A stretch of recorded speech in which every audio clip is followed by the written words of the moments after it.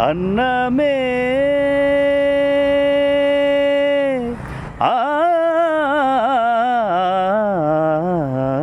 அன்னமே எந்தன் சொர்ணமே